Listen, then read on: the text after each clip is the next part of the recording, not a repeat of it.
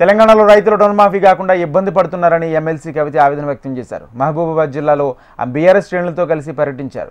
కేసముద్రం వ్యవసాయ మార్కెట్లోని మిర్చి యార్డును సందర్శించి రైతుల సమస్యలను అడిగి తెలుసుకున్నారు.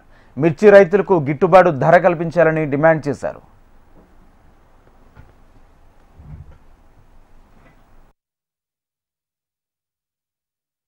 ఈయన అధికారంలోకి రాకముందు ఏం చెప్పిండు రేవంత్ రెడ్డి, మీరు ఓటి బ్యాంకులకు లోన్లు తెచ్చుకోండి, మనిషికి 2 లక్షలు, మేము 9 డిసెంబర్ అధికారంలోకి వస్తాం, 9 డిసెంబర్ మీకు లోన్ వేవర్ చేస్తామని చెప్తే పాపం అమాయక గిరిజనులు దారుణాతి దారుణంగా మోసపోయి ప్రతి ఇంటికి ఇవాళ 8 నుంచి 10 లక్షలు అప్పు ఉన్నది. ఏది రుణమాఫీ? దయచేసి రుణమాఫీ చేయమని నేను కోరుతా ఉన్నాను. ఇవాళ మహబాద్ వచ్చినామంటే మేజర్ కారణం ఉన్నది. ఇవాళ మిర్చి రైతు కన్నీళ్లు పెడుతున్నటువంటి పరిస్థితి ఉన్నది. ఇక్కడే కాదు, ఆంధ్రప్రదేశ్లో అదే పరిస్థితి ఉన్నది.